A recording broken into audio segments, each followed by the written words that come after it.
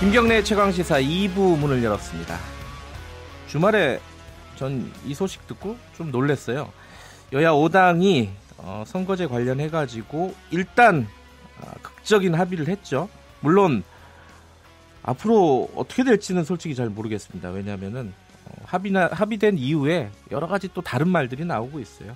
암초가 곳곳에 있다 이런 건데요.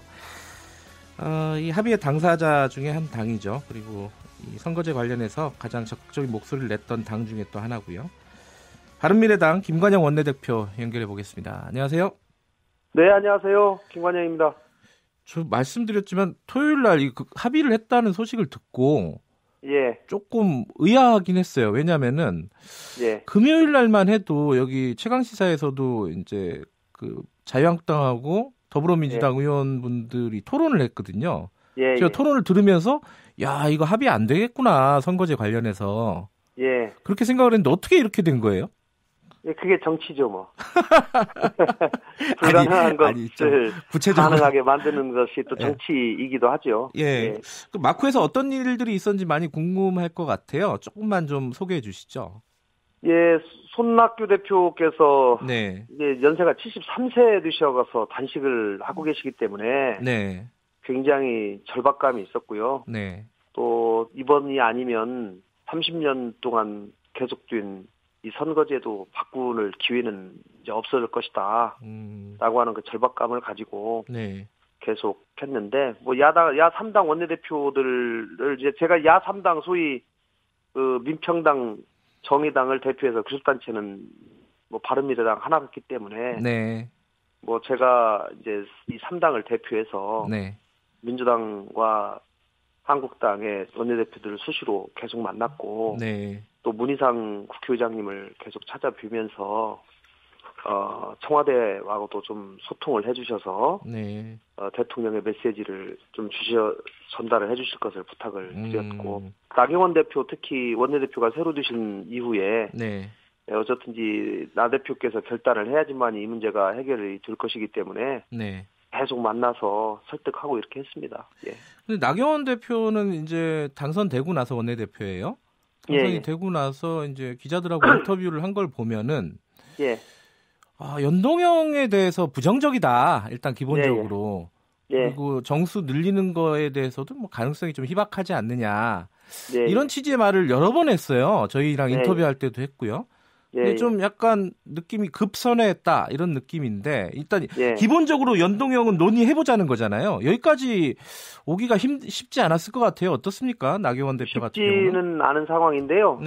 뭐 나 대표께서 그 취임을 화요일 날 이제 당선이 되시고 수요일 날 처음으로 그 바른미래당에 뭐 당선 인사를 오셨습니다.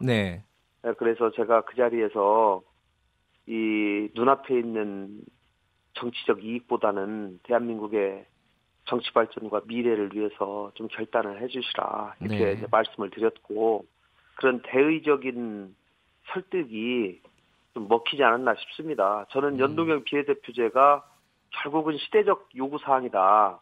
그리고 이 부분에서 지금 나경원 대표가 결단을 해야 되냐 말해야 되냐라고 하는 중요한 순간에 있는데 이 부분에서 나 대표께서 좀 적극적으로 나서주셔서 자유한국당의 개혁 이미지도 살리고 이 어렵게 만든 선거구제 개편의 이 방향도 좀 논의에 물꼬를 터주시고 무엇보다도 두 야당 대표가 단식을 하고 있는 단식도 종식시킬 수 있는 절호의 찬스이기 때문에 대한민국 민주주의와 정치개혁을 위해서 좀 결단을 해주시라. 이렇게 저뿐만 아니라 또 나 대표님에게 설득이 가능한 많은 분들을 사실 제가 만나서 나 대표님에 대해 좀 말씀을 해주시라고 또 그렇게 얘기를 했죠. 1대1로 만난 것도 있지만 그 주변을 또 공략을 하셨군요. 근데 이제 여기까지는 좋은 얘기인데 이제부터가 이제 좀 뭐랄까요? 약간 비관적인 얘기입니다. 뭐냐면은 그 합의문을 보면요. 일단은 제일 많이들 얘기하는 게 1번을 보면은 연동형 비례대표제 도입을 위한 구체적인 방안을 적극 검토하겠다. 이게 끝이에요. 1번이. 그러니까 검토하겠다 그러면은 안 해도 되는 거 아니에요? 뭐 비관적으로 보면 그렇게 볼 수 있는데요. 예. 연동형 비례제 도입을 위한 예. 구체적인 방안 아니겠습니까? 네. 그래서 어쨌든 연동형 비례대표제의 도입 가능성을 상당 부분은 열어놓은 것이다. 네. 라고 이제 누가 봐도 그렇게 보는 건데요. 네. 이제 나경원 대표 입장에서도 원내대표 되신 지 사흘 만에 이 부분에 관해서 명확하게 연동형 비례대표제 도입하겠다 이렇게 또 말씀은 하실 수 없는 상황이고 네. 자유한국당이 적어도 원내대표가 사인을 하기 위해서는 선거제도 개편에 관한 의원총회를 해서 네. 의원들의 의견을 수렴한 후에 원내대표가 사인을 하는 것이 순서입니다. 네. 그런데 아시다시피 지난 토요일 날 또 대규모 조직 개편이 있지 않았습니까? 예. 자유한국당에 현역 의원 무려 21명을 당협위원장에서 잘라내는 그런 발표를 했는데 네. 등등이 여러 가지 당내 상황이 엮이다 보니까 이 선거구제 개편을 토론하기 위한 의원총회를 도저히 지금 할 수가 없는 상황이 된 겁니다. 자유한국당이. 네. 또 그렇기 때문에 또 이런 상황에서 나경원 대표가 불쑥 선뜻 운동의 비례대표제 수용하겠다 이렇게 할 수도 없는 상황이고 네. 또 한편으로는 야3당의 요구를 전혀 무시할 수도 없고 그것이 어느 정도 반영된 상황이 되어야지만 또 단식은 풀릴 수 있는 상황이고 네. 하기 때문에 그런 두 가지 상황을 전체적으로 조화롭게 고려하면서 그런 문구를 만들어낸 거죠. 네. 그래서 어쨌든지 가능성을 열어놓았고 이제 나 대표께서도 열린 마음으로 선거구제 협상을 하겠다 임하겠다라고 말씀하셨기 때문에 앞으로 정개특위나 또 원내대표 간의 협상에서도 그런 부분을 제가 더 적극적으로 설득해 보겠습니다. 근데 이게 두 분이 지금 단식을 하고 있는 상황이기 때문에 더군다나 예. 아까 말씀하셨듯이 이제 손학규 대표 같은 경우는 좀 고령이시잖아요, 상대적으로. 예. 그러니까 그런 어떤 여론 때문에 일단은 기본적인 합의는 했지만은 예를 들어 이제 벌써 하루 만에요. 예. 예컨대 이제 김종민 더불어민주당 정개특위 간사. 예.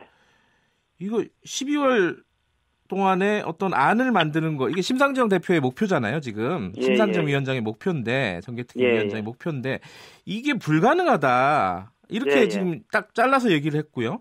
그리고 한국당 정유섭 간사도 마찬가지예요. 예. 단식 때문에 불가피하게 이제 검토하자고 단계적으로 얘기했을 뿐이고. 예.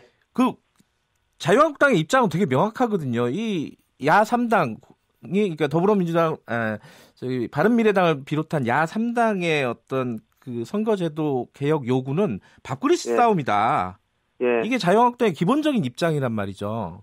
예, 저는 정유섭 간사의 저는 개인적인 의견이라고 보고 싶습니다. 그런데 실제로 자유한국당의 선거구제 개편에 관해서 그 누구도 이 당론 내지는 많은 의원들의 의사를 집약해서 얘기할 수 있는 사람은 사실은 없습니다. 지금은. 그렇기 때문에 정유섭 간사가 본인 개인의 의견을 그렇게 얘기하실 수는 저는 있다고 보는데 어쨌든 이제 지도부가 바뀌고 나경원 대표가 가까운 분들하고 충분히 상의를 하고 또 원내 부대표단하고도 상의를 해서 그 문구를 최종적으로 사인을 한 겁니다. 개인이 독자적으로 한 게 아니라 그렇기 때문에 저는 이 합의문의 그 취지를 지나치게 훼손하는 발언은 삼가해 주는 것이 좋다는 얘기고 이 이제 밥그릇 싸움이라는 것이 지난번에 민주당의 일부 의원님도 그 얘기를 하셨는데 이거는 지나치게 이 정치개혁의 의미를 퇴색시키면서 이 부분을 안 하게 하는 하나의 원인이 될 수가 있는 것이거든요. 선거제도 개혁하지 말자는 그런 하나의 핑계로 또 보여질 수가 있기 때문에 그런 발언은 좀 자제를 할 필요가 있다. 그리고 이 김종민 간사의 발언에 대해서는 제가 참으로 좀 유감입니다. 왜냐하면 정개특위 논의가 지지부진하고 연동형 비례대표제에 관한 두 당의 대표가 단식에 이르게 된 것도 민주당 지도부가 정치적 결단을 미루고 오락가락했기 때문이거든요. 그래 이런 부분에 대해서 좀 부끄러워하고 그동안 당의 입장, 당론, 또 공약 이런 것들을 지키기 위한 좀 더 적극적인 노력을 그동안 못했다면 앞으로 12월에 어떻게든지 뭐 일주일에 3번 이상씩 정개특위 해서라도 네. 최대한 합의안을 도출해 보도록 노력하겠다. 이렇게 답을 하는 것이 국민에 대한 책임 있는 여당의 발언이라고 저는 생각을 합니다. 그리고 1월 합의철이라고 하는 것은 엄연히 5당 원내대표가 지금 합의를 한 내용이기 때문에 1월에 합의처리가 되려면 역으로 어느 정도의 로드맵을 가지고 일을 해야 되기 때문에 심상정 대표가 이제 그런 말씀을 하신 건데 네. 어쨌든지 12월 말까지 최대한 노력을 해보겠다 쉽지는 않겠지만 네. 뭐 그 정도라도 답을 하는 것이 사실 도리죠. 그러니까요. 지금 여당 같은 경우에 그러니까 더불어민주당 같은 경우에 대통령의 어떤 의지와는 다르게 별로 소극적이에요. 그런 면에서 지금 김 기자님도 그렇게 느끼지 않습니까? 예. 대통령이 계속 말씀하시고 메시지를 주고 하면 뭐합니까? 민주당이 안 움직이고 당대표와 사무총장과 간사가 다른 소리를 하기 시작하면 네. 이거는 또 야3당이 다시 또 불신을 할 수밖에 없는 상황이기 때문에 네. 특히 선거제도 개편에 책임을 가지고 계신 분들은 이 발언에 있어서 굉장히 좀 조심할 필요가 있다. 그리고 대통령의 그 의지 또 메시지에 좀 부합하지 않는 또 오해받을 만한 그런 발언들은 좀 자제를 해주실 것을 제가 부탁드립니다. 근데 지금 이제 어렵게 지금 5당 합의문을 만들어낸 거 아니겠습니까? 김관영 원내대표님 중심으로 해서 만들어냈는데 이제 2막이잖아요. 2막으로 넘어가서 어떤 게 또 남아 있을까요? 그 추동을 해내려면은 이 여야를 앞으로 이제 디테일이 굉장히 복잡하죠. 네. 연동형 비례대표제를 그나마 어느 정도 신용이라도 내려면 네. 비례대표 의원이 최소 80석은 있어야 되고요. 네. 조금 그래도 어느 정도 상당한 적용을 하려면 100석 가까이는 있어야 됩니다. 네. 그러면 의원 정수를 지금 300명에서 늘리면 예를 들면 100명 비례대표 100명을 하려면 선관위안처럼 지역구가 200석으로 줄어들어야 되거든요. 네. 그렇기 때문에 지역구를 253석에서 몇 석으로 줄일 것인지 예. 비례 의석을 80으로 할지 90으로 할지 100으로 할지 이렇게 이것에 대해서도 논의를 해서 앞으로 이 법이 또 국회에서 통과 가능성을 생각한다면 또 국회의원들의 수용 가능성 또 일반 국민들의 수용 가능성 등을 종합적으로 판단해봐야 되기 때문에 굉장히 어려운 고차 방정식이 있죠. 그러나 이제 저는 선거제도 개혁이라고 하는 것이 민심 그대로의 선거를 해야 된다라고 하는 그 국민적 큰 요구가 있는 것이 사실이기 때문에 대의적인 차원에서 접근을 할 필요가 있다. 네. 민주당과 자유한국당이 눈앞의 이익이나 당리당략에 근거해서 할 것이 아니라 저는 연동형 비례대표제의 전면적인 도입이라고 하는 큰 원칙에 합의를 하고 그것의 핵심은 정당 지지율만큼 의석을 가져가는 거 아니겠습니까? 예. 그렇기 때문에 저는 만약에 지금 총선 1년 전에 그 룰이 확정이 된다고 하면 모든 당에게 기회는 저는 똑같이 평등하게 주어진다고 생각합니다. 민주당도 한때 지지율이 50% 넘었을 때가 있기 때문에 그렇다고 한다면 50%를 차지하면 과반수를 차지할 수 있는 것이고요. 자유한국당도 40% 이상만 만약에 얻는다고 한다면은 오히려 지금 20대 국회의원보다도 오히려 더 많은 의석을 차지할 수도 있는 것이거든요. 그러니까요. 그걸 하려면은 뭐가 있어야 되잖아요. 그러니까 힘이 있어야 되는데 지금은 이제 단식을 고리로 해가지고 그래도 이 합의문을 어떻게 얻어냈지 않았습니까? 근데 이제 앞으로는 어떤 게 있을까요? 이 야3당이 갖고 있는 힘이 소극적인 양당을 어떻게 끌어갈 수 있을지 저는 그 전략이 좀 궁금해서요. 국민들께서 저는 이번 야3당의 단식 농성과 합동 농성 과정을 통해서 국민들과 여론 또 전문가와 언론들이 굉장히 이 부분에 힘을 상당히 모아줬다고 생각합니다. 가장 큰 힘은 국민들과 여론이다. 이렇게 보면 되겠네요. 일단은. 예, 그렇습니다. 예. 알겠습니다. 오늘 원래 저기 바른미래당 당내 사정도 좀 듣고 싶은 게 있었는데요. 이학재 의원 뭐 탈당이. 예. 이 얘기는 뭐 다음에 잘 하도록 하겠습니다. 알겠습니다. 여기까지 듣겠습니다. 고맙습니다. 네, 감사합니다. 바른미래당 김관영 원내대표였습니다.